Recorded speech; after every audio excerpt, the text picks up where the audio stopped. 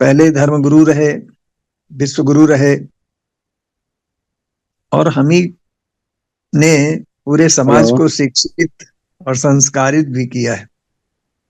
Hello. अगर इतिहास को देखेंगे, खंगालेंगे, तो महसूस करेंगे कि हमारे इस देश, इस भूमि से पूरी चिकित्सा पद्धतियां, इवन ऑपरेशन, स्वास्थ्य, सभी कुछ हमने समाज को दिया है। ये हमारी बहुत बड़ी विरासत है, और आज इस विरासत को हम लोग भूल चुके हैं। यही कारण है कि हम दूसरे के पीछे घूम रहे हैं। जिस दिन अपने अस्तित्व को हम जान जाएंगे, अपने प्रतिभा को जान जाएंगे, अपने इतिहास को जान जाएंगे, तो हम अपने अंदर बहुत गौरवान्वित होंगे। अपने आप को हम बहुत ही गौरवशाली महसूस करेंगे। अपने विषय में थोड़ा सा मैं जानकारी दे दूं। मैं तो गांव में पैदा हुआ, शिक्षा प्राप्त किया। इसके बाद इस प्राकृतिक चिकित्सा के क्षेत्र में आया, और वो कहिए कि प्रकृति के दंड स्वरूप जो मुझे दंड मिला, उस दंड ने मुझे सुधार दिया, और सुधारने का परिणाम ये हुआ कि मैं उस प्रकृति के प्रति समर्पित हो गया। और वही समर्पण मेरे लिए जीविकोपार्जन का साधन भी बना, और लोगों की सेवा का बहुत बड़ा अवसर भी प्राप्त हुआ। Even Indian institute of management जैसे ऑर्गेनाइजेशन में 16 साल मैंने इस योग एवं प्राकृतिक चिकित्सा के माध्यम से हम स्वस्थ और तनाव मुक्त जीवन कैसे व्यतीत करें, इसका शिक्षण प्रशिक्षण का कार्य मैंने दिया। लेकिन कभी मेरा उद्देश्य ये नहीं रहा कि मैं इसके माध्यम से बहुत बड़ा पैसा कमाऊं, बहुत बड़ा एक एम्पायर खड़ा करूं। लेकिन आज एक एम्पायर जरूर खड़ा है कि पूरे विश्व में बहुत सारे लोग डॉक्टर उमराव को जानते हैं और उनकी बात को मानते हैं। क्यों मानते हैं? इसलिए उनके जीवन में जो परिवर्तन आया है, उस परिवर्तन की वजह से वो मानते हैं। तो आज मुझे जो ये अवसर समर संघ के द्वारा प्राप्त हुआ है, इससे मैं विशेष रूप से गौरवान्वित हूं, और मुझे बोलने में बहुत अच्छा लगता है। और यहाँ जो भी चीजें मैं बताता हूं, वो बिल्कुल स्वानुभव, स्वानुभूति और अप्रूवन चीजें ही बताता हूं। कुछ लोगों को तकलीफ भी होती है, जो आज मेडिकल साइंस है उसको तकलीफ भी होती है। लेकिन तकलीफ होती रहे, क्या है? इसलिए कि जो सही बात होती है उसको कहने में मुझे कोई गुरेज या कोई संकोच नहीं है। क्योंकि आज की जो परिस्थितियां हैं,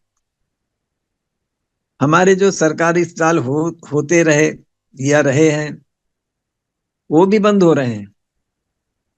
वहां डॉक्टर के अपॉइंटमेंट नहीं हो रहे हैं, वहां स्टाफ कम हो रहा है, वहां जो गरीबों को दवाइयां मिलती थी वो भी बंद हो रही हैं। तो वो जो परिवर्तन हो रहा है, बेसिक शिक्षा में जो परिवर्तन हो रहा है, जबकि हमारी सरकार देश आजाद होने के बाद 1950 में बनी, और उसको अपने सिलेबस में इस चीज को रखनी चाहिए थी, बेसिक शिक्षा में ही, कि जन सामान्य का स्वास्थ्य कैसे अच्छा रहे, उसकी दिनचर्या कैसी रहे, खान पान कैसा रहे, उसकी सोच कैसे रहे। ये चीज अगर होती तो आज हमारा देश जो है शीर्ष पर होता। क्योंकि ये ज्ञान हमने पूरे विश्व को दिया है। दिनचर्या का ज्ञान, भोजन का ज्ञान, इस सारी की सारी चीजों का ज्ञान पूरे विश्व को हमने दिया है। अगर ये हमारी बेसिक शिक्षा में चीज होती तो हमारा जन सामान्य का स्वास्थ्य अच्छा होता, कार्य अच्छे से होता, मेहनत कर लोग होते। ब्रेन है, यहाँ ब्रेन है, क्योंकि दुनिया को ब्रेन दे रहा है ये। हमारे आईआईटियंस, आईएम के पढ़े लिखे लोग, जितना टैलेंट है वो विश्व में काम कर रहा है। तो इस चीज को हमें समझने की जरूरत है, और श्रमण संघ हमारा यही कार्य कर रहा है। आज हम भले ही थोड़े लोगों ने इस कार्य को शुरू किया है, लेकिन इसके दूरगामी परिणाम बहुत ही अच्छे होंगे। तो आज मुझे जो बोलने का अवसर मिला है, उसमें हम सबका सामान्य जीवन और हमारा सामान्य स्वास्थ्य कैसे अच्छा रहे, और इन सर्दियों में भी हम अपने आप को कैसे स्वस्थ रख सकें, इसके विषय में कुछ चीजें हम जरूर आज बताएंगे। थोड़ा लंबा हो सकता है, लेकिन आप सब के लिए, जितने लोग जुड़े हैं, उन सब के लिए बहुत ही महत्वपूर्ण ये सिद्ध हो सकता है। हम प्रकृति पुत्र हैं, और प्रकृति ने हमको स्वस्थ पैदा किया है, और वो सदैव हमें स्वस्थ रखना चाहती है, क्योंकि इस प्रकृति को माँ भी कहा गया है। प्रकृति माँ है, और इसके चीज को अगर हम समझें, हमारा सारा समण संघ प्रकृति के नियमों पर ही आधारित है। यहाँ हम लोगों की भावना है, धारणा है, मानव मात्र एक समान, नर और नारी एक समान, जाति वंश सब एक समान। ये हमारी धारणा है। हम किसी के प्रति द्वेष नहीं रखते हैं, लेकिन जब कोई व्यक्ति हमारे ऊपर बहुत ज्यादा आक्रामक स्थिति रखता है, लेकिन हम सीधे साधे होने के बावजूद उस समय हम एक बहुत वैसी स्थिति में आ जाते हैं कि हम करें क्या। लेकिन चलिए, उन चीजों को हम आगे कभी लेंगे। लेकिन आज हम विशेष रूप से इस प्रकृति के जो वरदान थे, जो प्रकृति का हमें वरदान मिला हुआ है, ये नायाब तोहफा जो हमें मिला हुआ है, ये पंच तत्व का जो शरीर मिला हुआ है, क्षितिजल पावक गगन समीरा, पंच तत्व मिल बना शरीरा, साधन धाम मोक्ष कर द्वारा। ये सभी के लिए हमारा शरीर जो है, सभी कुछ करने के लिए है। दम करने के लिए, कर्म करने के लिए, सेवा करने के लिए, सब कुछ के लिए हमारा ये शरीर होना बहुत जरूरी है। इसके लिए हमारे ऋषि मुनि, देवतुल, देवलोग सभी तरसते हैं, क्योंकि इस मानव तन से ही हमारी निर्वाण की स्थिति हो सकती है, हमें मुक्ति अवस्था प्राप्त हो सकती है। भगवान बुद्ध भी इस धरती पर आए, उनको तो अपनी एक लीला करनी थी। पुण्य पारणी के द्वारा उनका ये जन्म हुआ, और उन्होंने एक लीला संदोह किया, और समाज को एक दिशा धारा देकर के चले गए। आइए सर। तो आज हमारे जो भी महापुरुष हुए हैं, समण महापुरुष हुए हैं, उन लोगों ने इस विश्व वसुंधरा को अपना ही घर माना है, और पूरे मानव समाज को अपना ही परिवार माना है, अपना ही आत्मीय जन माना है। और उन्होंने कभी किसी के साथ कोई भेदभाव नहीं किया, लेकिन कुछ लोगों ने आकर के भेदभाव किए। लेकिन आज हमें जरूरत इस बात की है कि हम पहले अपने आप को मजबूत बनाएं, और स्वास्थ्य की दृष्टि से अगर हम मजबूत बनेंगे तो मानसिक रूप से भी हम मजबूत बनेंगे। Sound mind in A sound body. स्वस्थ शरीर में ही स्वच्छ मन का वास होता है। और जो आज ये परिस्थितियां हमारी बिगड़ रही हैं, ये सारे के सारे जो द्वेष रखने वाले, राग रखने वाले, घृणा रखने वाले, भेदभाव रखने वाले, ये सारे के सारे मानसिक रोगी हैं। मेरी बात को अन्यथा न लेंगे, सच्चाई यही है। तो ये मानसिक रोगी हैं, इनसे निजात पाने के लिए जरूरत इस बात की है कि हम अपने आप को स्वस्थ रखें, शारीरिक रूप से और मानसिक रूप से। क्योंकि आज साइंस ने भी सिद्ध कर दिया कि 90% हम सब साइकोसोमेटिक हैं, साइकोसोमेटिक रोग से ग्रसित हैं। तो हम अपने समण भाई बहनों को यही संदेश देना चाहते हैं कि हम पहले अपने स्वास्थ्य को देखें, अपने परिवार को देखें। अपना सुधार संसार की सबसे बड़ी सेवा है। हमें समर संघ में लंबे समय तक सेवा देनी है और अपने परिवार को भी स्वस्थ रखना है, मतलब समर परिवार को भी स्वस्थ रखना है। तो बीच बीच ये चीजें होते रहने चाहिए। और मेरा उद्देश्य यही है कि जो मैंने जीवन का अनुभव प्राप्त किया है, इन मतलब 78 साल की उम्र हो गई, 57 साल मुझको प्राकृतिक चिकित्सा जगत में काम करते हो गया, और अच्छे इंस्टीट्यूशंस में मैंने सब काम किया, लोगों को प्रेरणा दी, लोगों को स्वास्थ्य लाभ दिया। तो मैं अपने समण भाई बहनों को भी वही चीजें देना चाहता हूं। और ये बिल्कुल अप्रूवन सिस्टम है जो आप सब लोगों को मैं देता हूं या बताता हूं।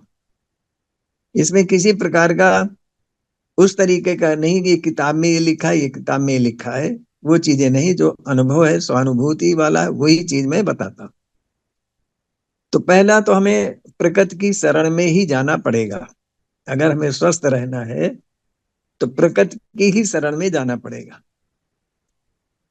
और हमारा समर संघ यही प्रकृति के द्वारा ही आधारित है, पूरा आधारित है प्रकृति पर ही, संघ में रहना। तो आज जो हम जीव जंतुओं को देखते हैं, सुबह प्रातः अगर 5 बजे आप जग जाते हैं तो देखें चिड़ियों का कितना मधुर कलरव हो रहा होता है। हमें वो जगाते हैं, संगीत सुनाते हैं। इस संगीत को भी हमें सुनना शुरू करना चाहिए, सुनना चाहिए। सूरज जिस समय उगता है उस समय प्रकृति का जो वातावरण में एक अजीब प्रकार की एक जीवनी शक्ति होती है। जैसे ही सूर्य का उदय होता है, पूरब में लालिमा लिए हुए इंफ्रारेड इतना जबरदस्त हमको मिलता है। लाल रक्त कणिकाएं हमारे शरीर की बढ़ती हैं, अगर उसका हम दर्शन करते हैं, देखते हैं, हमारे शरीर पर वो किरणें पड़ती हैं। तो जिस तरीके से सूर्य रक्ताभ रहता है, हमारा चेहरे में भी रक्ताभपन आता है। तो यही है कि अगर आग के पास हम बैठते हैं तो हमें गर्मी मिलती है, ऊर्जा मिलती है। बर्फ के पास बैठते हैं तो हमें ठंडक मिलती है। सूरज की रोशनी में हम सुबह खड़े होते हैं तो देखें कि कितना आनंद अंदर से अनुभव होता है। और आंख बंद करके सूरज को देखें तो आपको अंदर से लगेगा कि हमारी आंखों के अंदर इंफ्रारेड किस तरीके से दिखाई दे रहा है, और हम अपने आप में ऊर्जा महसूस करते हैं। ये ऊर्जा हमें भर लेनी चाहिए, आत्मसात कर लेनी चाहिए। इसके बाद खुली हवा, उस समय हवा का जो स्पर्श है वो हमें कितना आनंद देने वाली है। इस ठंडक में भी वो हवा हमें आनंद देगी, लेकिन हमें पूरे खुले बदन नहीं लेना है, ठंडक से भी बच के रहना है। सावधानी बहुत जरूरी है। तो ये सारी की सारी चीजें जब जमीन पर हम नंगे पैर रखते हैं तो इस धरती का जो ऊर्जा है, पृथ्वी की जो ऊर्जा है, वो हमें प्राप्त होती है। हम तो आज 24 घंटे जूते चप्पल पहन के ही रहते हैं, तो इस धरती का स्पर्श कहाँ में मिल रहा है? आज हम जब बच्चा पैदा होता है तो उसको जमीन में हम खेलने के लिए मना करते हैं, मिट्टी लग जाएगी, धूल लग जाएगी। हमारे यहाँ इस धरती माँ, जैसे ही हम कहते हैं बच्चा पैदा होता है, उसके इस धरती माँ का स्पर्श कराया जाता है, एक संस्कार भी होता है, जात कर्म संस्कार। और जात कर्म संस्कार हमारे द्वारा ही आया है, हमारे ही यहाँ से आया है। जन्म के बाद जो ये संस्कार होता है जात कर्म संस्कार होता है ना। जाति भी दुखा, तो हमारे जात कर्म संस्कार हमारा ही संस्कार है। तो इसमें जमीन का स्पर्श भी कराया जाता है। पहले माँ की गोद होती है, फिर कुछ समय के बाद वो दूसरी की गोद में जाता है। तो ये प्रकृति के द्वारा जो चीजें हमें दी जा रही हैं, जो मिल रही हैं, उसे हम भूल रहे हैं, हम भूल रहे हैं। और ये भूलना ही हमारे लिए अभिशाप बन रहा है। तो सुबह का उठना ये हमारा बहुत महत्वपूर्ण है। इसके बाद हम अपनी दिनचर्या शुरू करें और 24 घंटे को हम टाइम मैनेजमेंट के आधार पर पूरा अपना एक चार्ट बना लें कि सुबह मुझे 4 और 5 के बीच में जगना है, उठते ही मुझे पानी पीना है, फ्रेश होना है, मुझे ध्यान करना है।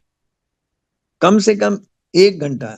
हमारे जो समर्थ भाई बहन हैं, जो विपस्सी साधक हैं, या जो भी दीक्षित हो चुके हैं, कहीं से भी गुरु मंत्र लिया हुआ है, ध्यान की प्रक्रिया सीखी हुई है, तो कम से कम 1 घंटा हम इसमें समय जरूर दें।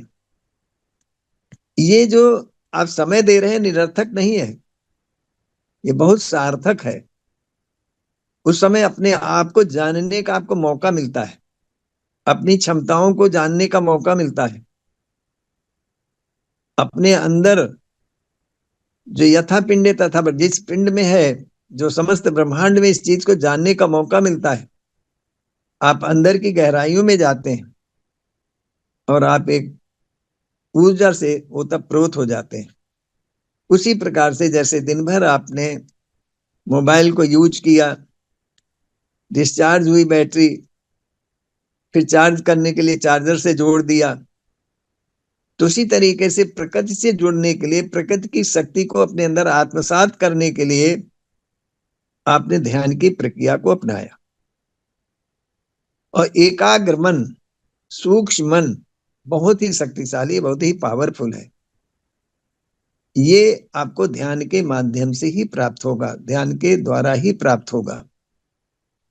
अब ये देखिए, अगर आप 7 बजे जगते हैं तो ये 2 घंटे जो है आपने मिस कर दिया, जो हमें अपने जीवन के लिए बहुत महत्वपूर्ण है। जीवन का उद्देश्य eat drink and B Mary नहीं है। जीवन का उद्देश्य है अपने लक्ष्य को प्राप्त करना। लक्ष्य क्या है ये समझ में देर से आता है। आज हमारा लक्ष्य क्या है? हमें संगठित होना है। आज हमारा लक्ष्य क्या है? हमें आपको जानना है, अपने हक अधिकारों को जानना है और उन हक अधिकारों को प्राप्त भी करना है। इसलिए इस ऊर्जा के द्वारा हम अपने आप को ऊर्जित करें और इसके बाद दिन भर अपने काम में हम लगे। इसके बाद हमारा कार्य होता है अपने आप को तैयार करना, अपनी दिनचर्या को पूरा करना, नाश्ता लेना। अब नाश्ता में हमें कोशिश यही करनी चाहिए कि हम ज्यादा से ज्यादा प्राकृतिक भोजन पर आधारित हों। जितना ही प्राकृतिक भोजन पर आधारित होंगे उतना ही हमें अधिक ऊर्जा मिलेगी। अप्राकृतिक भोजन हमारे शरीर की ऊर्जा लेता है और प्राकृतिक भोजन हमें ऊर्जा देता है। अब इसमें हमारे लिए अंकुरित मूंग, अंकुरित मूंग जीवंत है, क्योंकि उसमें अंकुरित मूंग जब जमीन मिलती है तो उसमें पौध होती है, फिर बीज बनते हैं, फिर बीज बनते हैं, फिर वो बीज बोए जाते हैं। तो इस तरीके से वो जीवन चलता है। लेकिन मृद भोजन जो पकाया हुआ भोजन है, अप्राकृतिक भोजन है, उसको कहीं बोने से कुछ मिलेगा क्या? कुछ नहीं मिलने वाला है। तो इसलिए वो हमारे शरीर से ऊर्जा लेता है और प्राकृतिक भोजन हमें ऊर्जा देता है। ये फंडामेंटल प्रिंसिपल को हमें समझना बहुत जरूरी है। अब भोजन में क्या होना चाहिए? अब भोजन के जो हमने बताए हैं, carbohydrate, protein, fat, mineral salts, vitamin, water, ये 6 तत्व विशेष रूप से हैं। तो हमें इसका विशेष ध्यान करना है और उसमें फाइबर भी होना बहुत जरूरी है। आज बहुत सारे मरीज आते हैं तो उनको हम देखते हैं कि B12 की कमी है, विटामिन डी की कमी है, कैल्शियम डिफिशियंसी बहुत ज्यादा है। तो ये जो फास्ट फूड हम ले रहे हैं, प्रोसेसिंग फूड ले रहे हैं, प्रोसेस्ड फूड ले रहे हैं, वो हमारे शरीर से मिनरल सॉल्ट लेता है। जो हमारा स्केलेटन बन के तैयार हो गया है, माता पिता के द्वारा मिला, भोजन के द्वारा मिला, तो जो हम प्रोसेस्ड फूड फूड लेते हैं उसमें फाइबर नहीं है, तो कहाँ से विटामिन B12 आएगा, B6 आएगा? आयरन की कमी है, वो कहाँ से आएगा? कैल्शियम की कमी कहाँ से आएगा? तो ये जो बाहर की चीजें बनी हुई हैं, वो हमारे शरीर से ये सारी सारी चीजें लेती हैं। इसलिए हमारा शरीर रुग्ण होने लगता है, मतलब विकृत होने लगता है, कोई ना कोई डिफिशियंसी हमारे शरीर में होने लगती है। और इस शरीर के सिस्टम को भी हमें समझना जरूरी है। और शरीर के सिस्टम को अगर हम समझ लेंगे तो बहुत जरूरी है कि हम सुबह से लेके शाम तक का अपना शेड्यूल एक तो बनाना बहुत जरूरी है। समय पर भोजन लेना जरूरी है, समय से नाश्ता लेना जरूरी है, समय से विश्राम भी जरूरी है।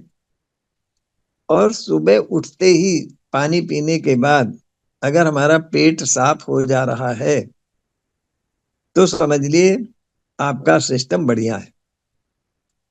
क्योंकि कहते हैं आंत भारी तो माथ भारी। अगर पेट में मल है तो फिर आप दिन भर अनइजीनेस महसूस करेंगे और भारी भारीपन लगेगा। मल मूत्र विसर्जन अगर प्रॉपर वे पे हो जा रहा है, किसी प्रकार का कोई कष्ट नहीं है, कोई बदबू नहीं है, कोई गैस फॉर्मेशन नहीं है, पेशाब में किसी प्रकार के गलत चीजें नहीं है, एल्बुमिन नहीं है, पेशाब ज्यादा पीला नहीं है, पेशाब साफ है एकदम, बदबू नहीं है, तो आपका सिस्टम ठीक है। तो ये सिस्टम जानना बहुत जरूरी है कि हम सुबह से शाम तक जो हमारे सफाई के अंग हैं वो अपना सक्रिय रूप से काम कर रहे हैं कि नहीं कर रहे हैं। सफाई के मार्ग हैं हमारा मलमूत्र छिद्र, त्वचा भी है, मुंह भी है, नाक भी है, आंख भी है, कान भी है। ये सारे सारे सफाई के मार्ग भी हैं। तो इन सफाई के मार्गों को भी हमें साफ सुथरा रखना है। इनको समय समय पर ऑब्जर्व भी करते रहना है कि अपना कार्य सुचारू रूप से कर रहे हैं या नहीं कर रहे हैं। एक भी अंग अगर सुचारू रूप से नहीं कार्य करेगा तो आप समझिए आप अंदर से बीमार हो रहे हैं। ये स्वच्छता का भी बहुत जरूरी है। तो आज हम आपको अपने इस शरद ऋतु में कैसे दिनचर्या, कैसा भोजन करें, इसके विषय में विशेष रूप से प्रकाश डालेंगे। बाकी किसी दिन आपको पूरे सिस्टम के विषय में, बीमारियों के विषय में भी बताएंगे कि बीमारियां मूल रूप से कुछ नहीं है, केवल हमारी अनियमितता है और असंगत भोजन है। तो आज हम इस सर्दियों में अपने आप को स्वस्थ कैसे रहें, ये बहुत जरूरी है। इस समय सर्दी का मौसम है, कहीं कहीं ज्यादा ठंडक है, कहीं कहीं कम ठंडक है। उत्तर भारत में ठंडक ज्यादा है, लेकिन मध्य भारत के नीचे दक्षिण भारत में ठंडक कम है। महाराष्ट्र, केरल, उधर आंध्रा, इधर ठंडक नहीं है। लेकिन ठंडक में एक्चुअली यहाँ जो है, ठंड से लड़ने के लिए हमें पर्याप्त ऊर्जा चाहिए। हम आप क्या सोचते हैं कि ठंडक में जो कुछ भी खा लो सब हजम हो जाता है। वो हजम नहीं होता है, वो पेट के अंदर पड़ा रहता है। और यही कारण है कि सर्दी के दिनों में कॉन्स्टिपेशन बहुत ज्यादा लोगों को रहता है, और सर्दी के मौसम में ही हार्ट अटैक ज्यादा होता है, क्योंकि पानी वो पीते नहीं, खून गाढ़ा हो जाता है, हार्ट को ज्यादा मेहनत करनी पड़ती है, तो हार्ट अटैक होने की संभावनाएं बढ़ जाती है। इसलिए हमें जाड़ों में, सर्दियों में विशेष रूप से अपनी दिनचर्या को ठीक करना, खान पान को ठीक करना ये आवश्यक है, भोजन को ठीक रखना। आप ये मान के चलें कि सूर्य तेज जब होता है तो आपकी जठराग्नि का संबंध सीधे सूर्य से है। तो जठराग्नि आपकी दीप्त रहती है जब सूर्य तेज होता है। अभी 2-3 दिन बादल हो जाएं तो आप देखेंगे कि आपकी पाचन प्रणाली बिल्कुल मंद पड़ गई है। और उस समय हम क्या सोचते हैं, आज पकौड़ी बनाने का समय है। मतलब ये हमारी सोच है, जबकि हमारे परंपरा में और प्रकृति अनुसार इसी समय हमें कुछ ऐसी चीजें आती हैं जिनको हम कहते हैं ये ठंडी है। क्या? जैसे अमरूद हो गया, जैसे मूली हो गई, गाजर हो गई, शकरकंद हो गई, हरी सब्जियां हो गई, पत्ता गोभी हो गई, शलजम हो गया, गोभी हो गई, गांठ गोभी हो गई। फल जितने भी हैं, इस समय जो भी फल आ रहे होते हैं वो हमारे स्वास्थ्य के हिसाब से वही फल अच्छे हैं। तो इनका हमें भरपूर सेवन करना है, इनसे डरना नहीं है। अब जैसे अगर मैं कहूं कि सुबह हमें नाश्ते में अमरूद जरूर खाना चाहिए, तो लोगों को लगेगा इससे तो सर्दी हो जाएगी, जुकाम हो जाएगा, खांसी आने लगेगी। और मैं दावे के साथ कह सकता हूं कि अगर 10 दिन तक आपने अमरूद खा लिया तो आपका कॉन्स्टिपेशन दूर हो जाएगा, बलगम निकल जाएगा, जुकाम, खांसी, स्नोफीलिया सब कुछ ठीक हो जाएगा। मतलब ये टेस्टेड है, क्योंकि इसमें स्टेप्टोमाइसिन बहुत ज्यादा है, और स्टेप्टोमाइसिन ट्यूबरकुलोसिस का इलाज होता है। और ये जैसे ही पेट के अंदर जाता है वैसे ही सबसे पहला ये काम करता है कॉन्स्टिपेशन को दूर करना, मसाने की सफाई करना। यूरिनेशन भी खुल के आता है और पेट बढ़िया से साफ होता है। हाँ, शुरू में आपको ऐसा लगे तो थोड़ा उसको आंच में गर्म कर लें, थोड़ी सी काली मिर्च, काला नमक उसमें डाल लें, लेकिन खाएं जरूर। एक हम उदाहरण मरीज का देना चाहेंगे। ये करीब वही सन 90 की बात होगी। हमारे यहाँ पेशेंट आते थे, उनका ब्लड लेने के लिए एक पैथोलॉजिस्ट आता था। उसने कहा हमें भी कुछ इलाज बताइए, हमारा स्नोफीलिया बहुत ज्यादा रहता है। उसका स्नोफीलिया था 36%। मैंने उसको बताया बेटा अमरूद खाया करो।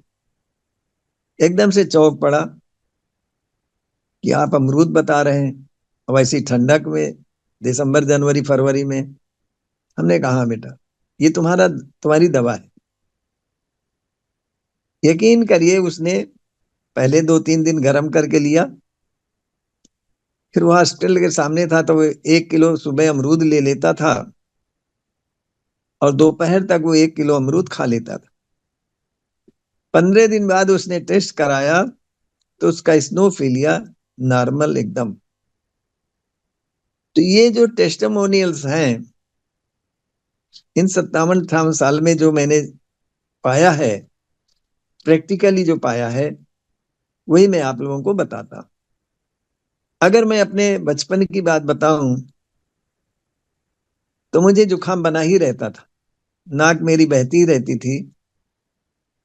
और प्राकृतिक चिकित्सा में जब आया तो उस समय मुझे बहुत खराब स्मेल आती थी नाक से, मतलब जो मुझे महसूस होती थी।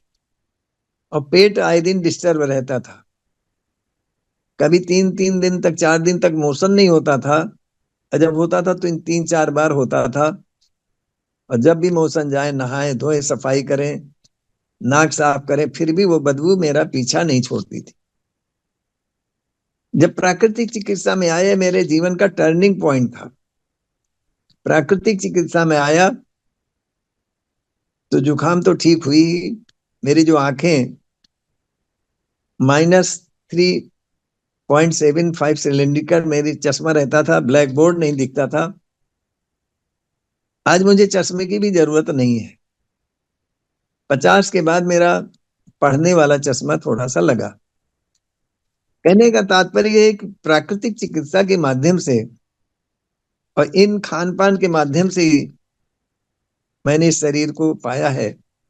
और इसीलिए मेरा समर्पण प्राकृतिक चिकित्सा के प्रति है, क्योंकि मैंने उस समय एक ही संकल्प लिया था कि मर चाहे भले ही जाऊं, लेकिन अब जीवन में एलोपैथी दवा नहीं लूंगा। तो कहने का तात्पर्य यह है, प्रकृति के प्रति जब आप समर्पण भाव रखते हैं, आपका स्वास्थ्य तो अक्षुण्ण होता ही है, और आप एक उदाहरण बनते हैं। तो सुबह का जो नाश्ता हमारा है, अंकुरित मूंग होना चाहिए, ताजा फल होना चाहिए। आजकल शकरकंद आ रहा है, सुपर फूड है, बॉइल्ड शकरकंद होना चाहिए, उबली हुई गाजर होनी चाहिए। मतलब अगर आपको पेट संबंधी कोई दिक्कत उस तरीके की है, अल्सरेटिव कोलाइटिस वगैरह नहीं है, एमीबियासिस नहीं है, पुरानी पेचिस नहीं है, तो आप कच्ची गाजर, कच्ची मूली, कच्चा सलजम, कच्चा चुकंदर, ये कच्ची चीजें खा सकते हैं। लेकिन अगर आपको ये बीमारियां हैं, आप इन चीजों को बॉयल करके लें। पर्सन टू पर्सन वेरी करता है। पहले अपना डायग्नोसिस आप कर लें, देख लें कि हमें इस तरीके की कोई बीमारी तो नहीं है। अब जैसे अल्सरेटिव कोलाइटिस है, और उस समय अगर कच्चा खाएंगे तो वो चीज बढ़ेगी। ब्लड पाइल्स है, आपको थोड़ी दिक्कत आएगी। तो ये अगर डायग्नोसिस हो जाता है, तो फिर उसके लिए मैं यही पोर्टल में सब लोगों को कहना चाहूंगा कि कभी भी फोन से डिटेल दे करके आप सलाह ले लें। ये सलाह मेरी आपको बहुत महत्वपूर्ण सिद्ध होगी।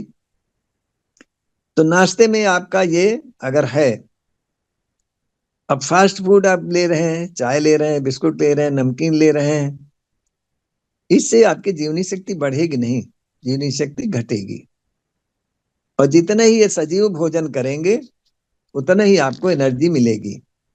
और ये सारा का सारा इजिली डाइजेस्टेबल है, आसानी से हजम होने वाली चीजें हैं। इसमें कोई समय नहीं लगता है। फल को हजम होने में 3 घंटे लगता है, लेकिन अगर दालें खा रहे हैं, अनाज खा रहे हैं, पका हुआ खा रहे हैं, तो उसको 5 घंटे लगता है। और लीवर हर चीज को ग्लूकोज के रूप में ही अपने अंदर एक्सेप्ट करता है। अगर ये कोई भी डाइजेशन संबंधी दिक्कत है, ये ग्लूकोज जो अपने अंदर लेना चाहिए लीवर को, वो न लेकर के पैंक्रियाज के थ्रू सीधे ब्लड में भेज देता है।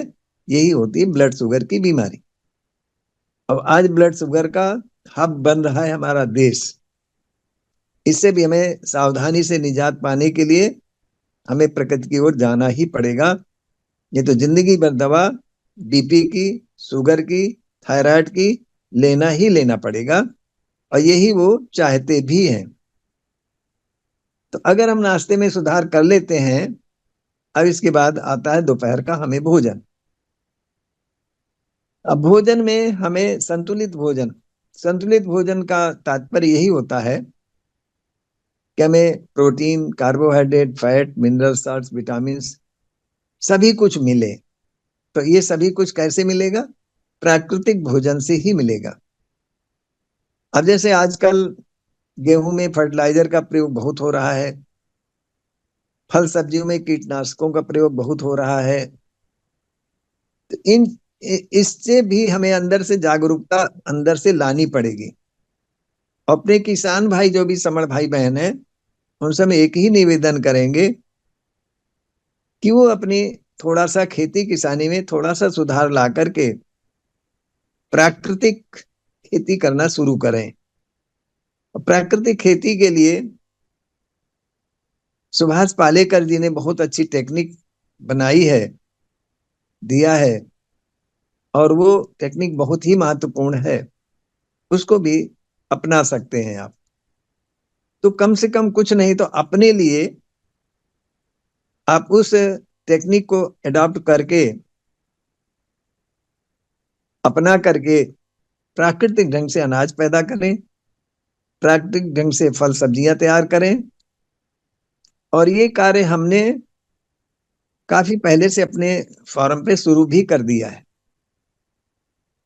तो इस समय जो हमारे यहाँ सब्जी आ रही है, स्ट्रॉबेरी आ रही है, पत्ती सब्जियां आ रही हैं, सब बिना किसी फर्टिलाइजर और बिना किसी कीटनाशक के आ रही। तो ये थोड़ा थोड़ा सा कार्य अगर हम समर्थ हैं, हमारे पास थोड़ी सी भी फार्मिंग की खेती है, तो उसमें हम ये कर सकते हैं।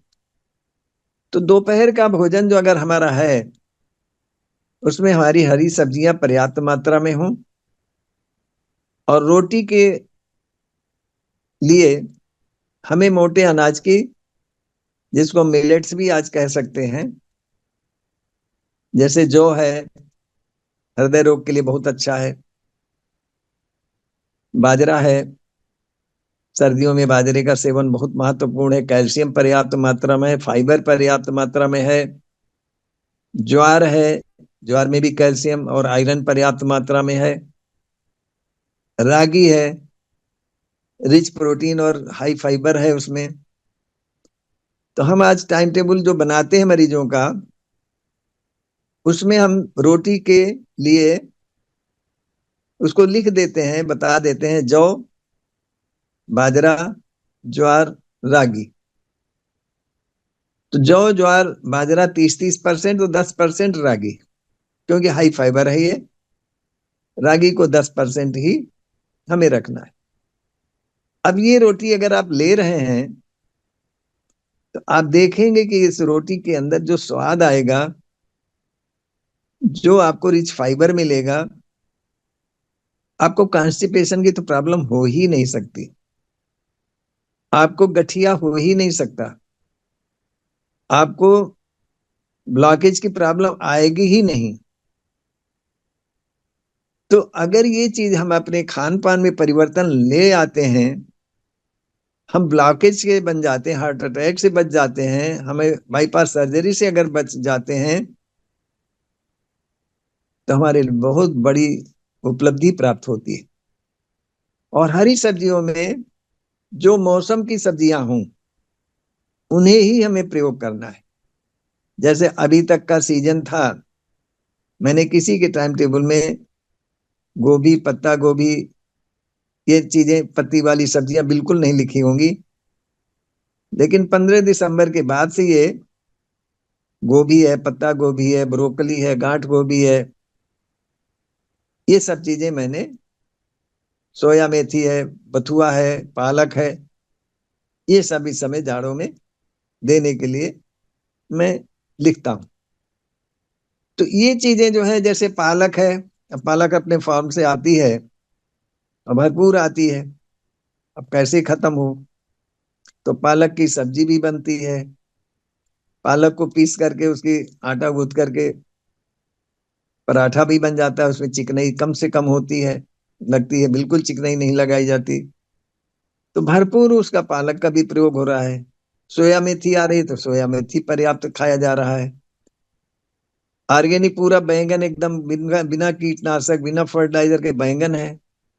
आप खा के देखें जरा, ऐसी सब्जियां खा के देखें, कच्ची खा के देखें, आपको अपने आप मालूम होने लगेगा कि हाँ, हम इसको कच्चा भी खा सकते हैं। बैंगन को भी, भिंडी को भी, गाजर को, मूली को, सब चीजें हम कच्ची खाएं और खूब चबा के खाएं। आपका देखें कि महीने भर के अंदर ही बहुत अच्छा आपका स्वास्थ्य हो गया। अब इसके बाद दालें। अब दालों में हम छिलकेदार मूंग की दाल लें, छिलकेदार मसूर की समूची दाल बनाएं, लोबिया का प्रयोग करें। तो ये हाई प्रोटीन, अब जैसे राजमा है, छोला है, इन पे ज्यादा ना जाए कि हाई प्रोटीन है, रिच प्रोटीन है, होने की वजह से देर से डाइजेस्ट होती हैं, तो हमारे शरीर में भारीपन लाती है। अगर फिजिकल वर्क है तो उन लोगों को दालें पर्याप्त मात्रा में लेना ही लेना चाहिए। अब इसके बाद हरी सब्जी हो गई, दाल हो गई, रोटी हो गई। अब इसके साथ फल और सलाद भी हमें लेना है। फल और सलाद अगर हम चाहें तो पहले भी ले सकते हैं। इसके बाद आप देखेंगे कि सब्जी रोटी दाल की जरूरत कम से कम मात्रा में रहेगी।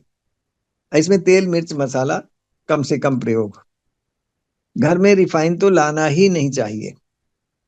आज रिफाइन की स्थिति बहुत खराब है, पाम ऑयल का प्रयोग बहुत ज्यादा होता है। तो इसलिए हम सीधे घानी का सरसों, कहीं पास पड़ोस में स्पेलर हो तो वहां अपना निकलवाएं, सीधे लेके आए। अगर दूध शुद्ध मिल रहा है तो ही प्रयोग करें। अगर शुद्ध दूध नहीं मिल रहा है तो बिल्कुल ना प्रयोग करें, क्योंकि उसके अंदर जो प्रिजर्वेटिव डाला जाता है वो हमारे लिए बहुत ही घातक है। तो इस तरीके से अगर हम थोड़ा सा भोजन का चयन करेंगे।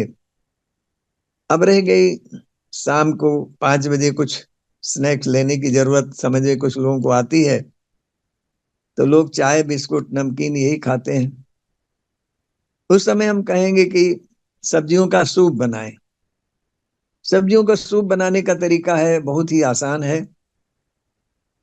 हरी सब्जियां जो भी उपलब्ध हों, लौकी है, परवल है, गाजर है, पत्ता गोभी है, बीन्स है, मटर है, सभी को कुकर में डालें।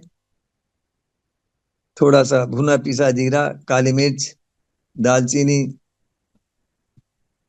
ये डाल लें, मेथी, धनिया ये डाल लें। कुकर में 2-3 सीटी लगाएं, कुकर को बंद करें।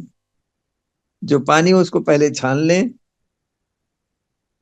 जो फाइबर बचा है उसको मिक्सी में डालें, ग्राइंड करें। और इसके बाद जिस पानी को निकाला है उसको भी डालें, फिर ग्राइंड कर लें। तो थोड़ा सा ये थिन रहेगा, गाढ़ा रहेगा। इस सूप को लेना शुरू करें। सारे के सारे मिनरल सॉल्ट्स विटामिन से भरपूर है आपका ये सूप। कोई भी मल्टीविटामिन लेने की जरूरत नहीं पड़ेगी। तो गाजर से, चुकंदर से विटामिन ए मिल गया, लौकी से भी मिल गया, पत्ता गोभी कैरोटीन मिल गया, पालक कैरोटीन मिल गया। खून की सफाई, पेट की सफाई, सब सफाई अपने आप होनी शुरू हो गई। तो ये सूप जो है सबके लिए बहुत ही महत्वपूर्ण है।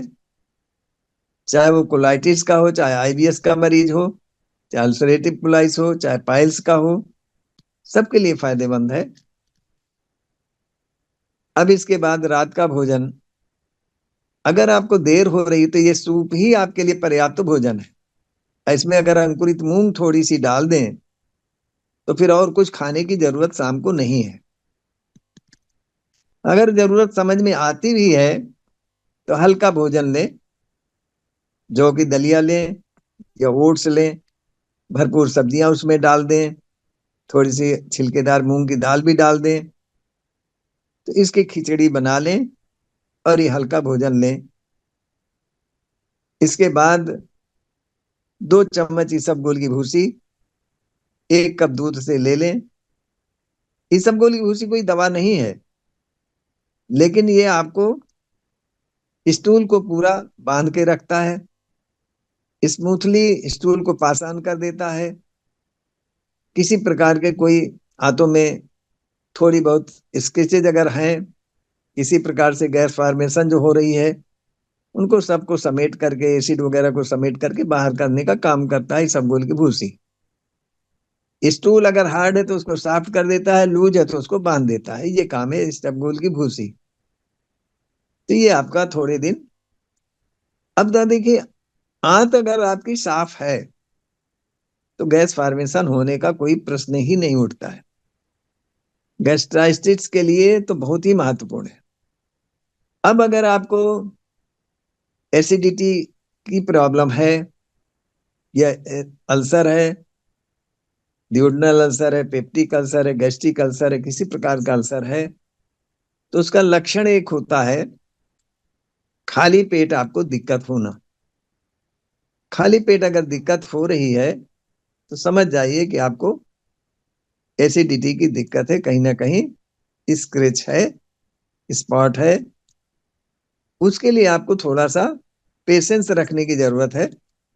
थोड़ा नमक कम कर देना है, लाल मिर्च हरी मिर्च कम कर देना है, और भोजन में फाइबर की मात्रा थोड़ा कम करनी है। कड़ी कच्ची कुरकुरी चीजें नहीं लेनी है। इतना अगर सावधानी बरतने लगेंगे तो आपका छोटा मोटा अल्सर भी है वो भी ठीक हो जाता है। किसी को अगर डायबिटीज है तो उसको हरी सब्जी, ताजे फलों का सेवन ज्यादा बढ़ा देना चाहिए। फल का सेवन विशेष रूप से बढ़ा देना चाहिए, और एक्सरसाइज उसको ज्यादा करनी चाहिए। अगर इतना करने लगेंगे तो शुगर से भी निजात उसको मिल जाएगी। ब्लड प्रेशर की अगर किसी को शिकायत है तो उसको चाहिए कि पानी पर्याप्त पीता रहे और स्ट्रेस ना ले, तनाव ना ले। तनाव मुक्त रहने के लिए मेडिटेशन और योग के अलावा और कोई चीज नहीं है। हमारे यहाँ तो 20-20 साल से, 35-35 साल से बीपी की दवा, थायराइड की दवा, ये सब ले रहे होते हैं, और महीने 2 महीने में ही दवाइयां टोटल बंद हो जाती हैं। अब एक बहुत बड़ी क्रांतिकारी कदम है ये, क्योंकि आज तो जरा सा बीपी बढ़ा नहीं कि डॉक्टर रिकमेंड कर देता है दवा सुबह शाम। शुगर थोड़ा सा भी 100 से ऊपर गया तो शुगर की दवा तुरंत चालू। उनको उनको तो दवा का व्यापार करना है ना इस देश में। थायराइड थायराइड क्यों होता है, इसको जानना बहुत जरूरी है। उसके लिए उनको जानकारी नहीं है कि उसकी जानकारी दे दें कि थायराइड हो ही नहीं। जितना आप बाहर का फास्ट फूड खाते हैं, जितना डब्बे बंद भोजन करते हैं, इनमें जो प्रिजर्वेटिव डाला जा रहा है और जितना केमिकल डाला जा रहा है फास्ट फूड जो बनाने में, वो सब हमारे थायराइड का कारण है। अगर इन चीजों को हम अवॉइड कर लेंगे तो थायराइड होने का प्रश्न ही नहीं उठता है। हम लोग ढेले का ही नमक खाते रहे, कभी भी पैकेट बंद नमक नहीं लिया गया होगा। आज भी हमारे घर में सेंधा नमक का प्रयोग हो रहा है। तो जो आयोडीन का हवा हमारे दिमाग में बिठा दिया गया, ये भी कम खतरनाक नहीं है। तो कहने का तात्पर्य यह है कि आप एक्सरसाइज कर रहे हैं, इन प्रिजर्वेटिव से, कीटनाशक से, फर्टिलाइजर से अपने आप को बचा रहे हैं, तो निश्चित रूप से आपका स्वास्थ्य अच्छा रहेगा। अब कुछ प्रकृति के जो वरदान है वो हमें जानना बहुत जरूरी है, उसको भी हम बताना चाहेंगे।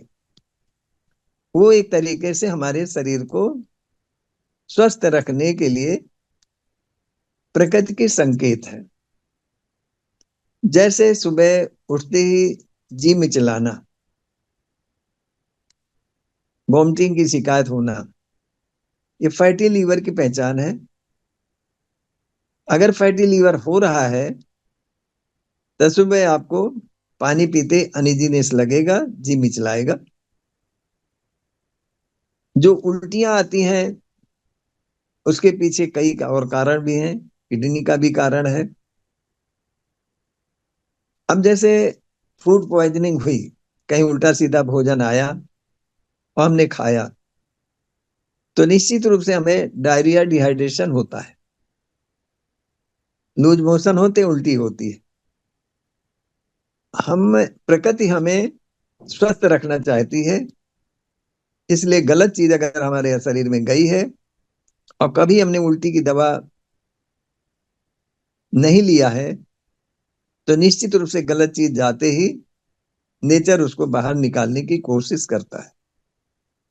और इसी में हम जैसे ही दवा फिर शुरू कर देते हैं तो उल्टी तो ठीक हो जाती है, लेकिन जो अंदर इन्फेक्शन है वो बना रहता है, तो उसको ठीक होने में फिर बहुत टाइम लगता है।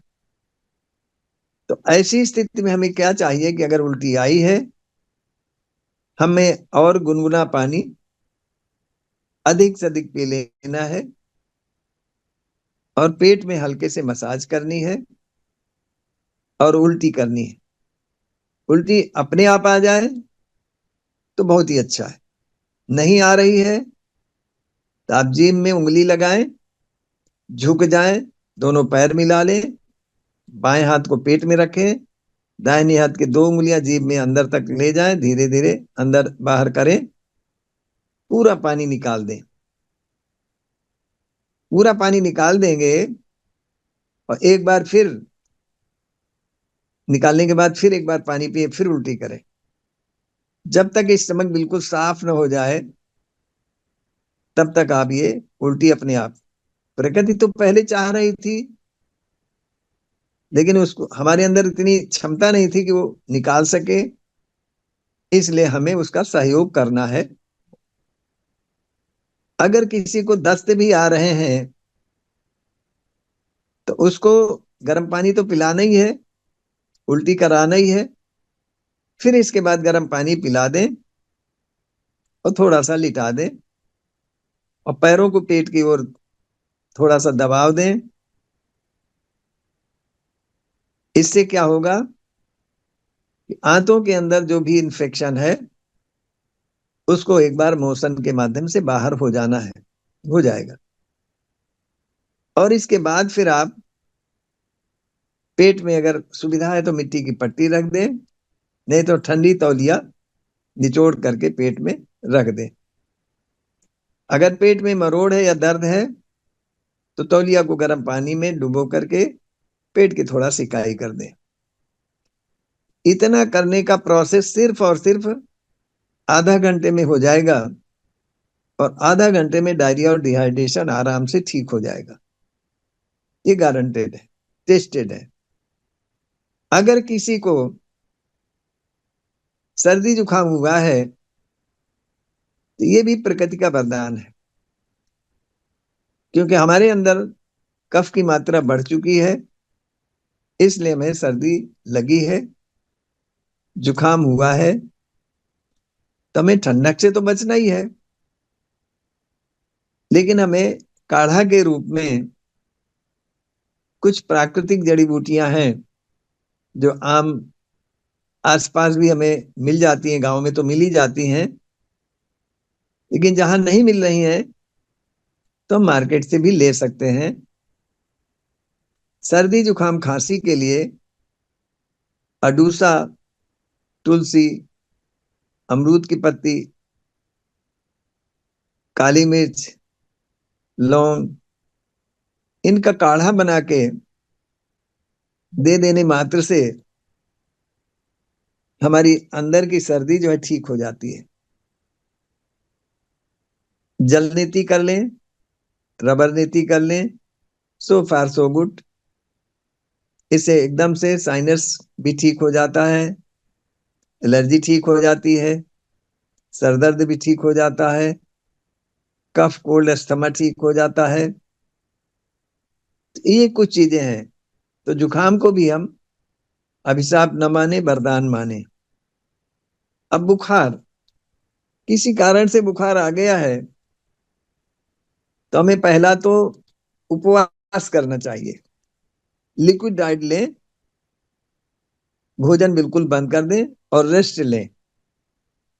रेस्ट लेने में आपका शरीर की इम्यूनिटी अपने आप उस बुखार को, उस वायरस को खत्म करने में मददगार होती है। आज हम देख रहे हैं कि एंटीबायोटिक का प्रभाव हमारे इस देश में बहुत ज्यादा प्रचलन हो रहा है और स्टेरॉइड्स का भी प्रभाव प्रचलन बहुत ज्यादा हो रहा है। ऐसी कोई छोटी मोटी बीमारी आई नहीं कि स्टेरॉइड भी देना शुरू हो जाता है।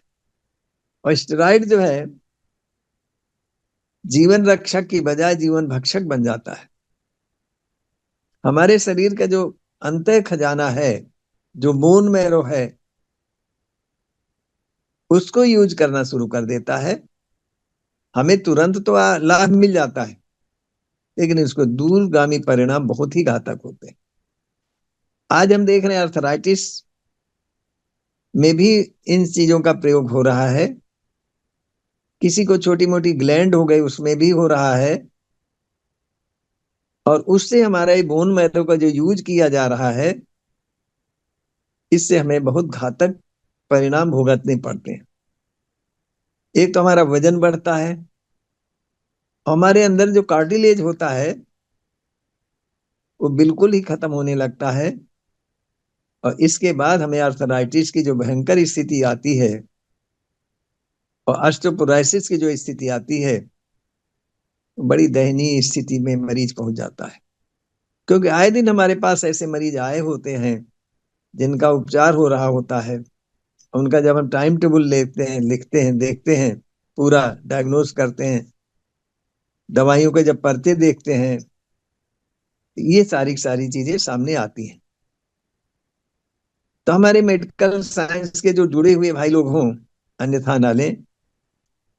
हमें जो मिला हुआ है चिकित्सा का कार्य, पीड़ित मानवता की सेवा करने का कार्य, उसको हम सच्चाई ईमानदारी के साथ पीड़ित मानवता के लिए क्या भला हो सकता है, क्या उनके लिए अच्छा हो सकता है, वही सलाह दें, वही उपचार करें। आपका कल्याण होगा, मानवता का तो कल्याण होगा ही, आपका भी कल्याण होगा। तो ये आज का जो विषय रहा, शायद आप लोगों के जीवन में कुछ प्रेरणादायी विचार मेरे मिले होंगे।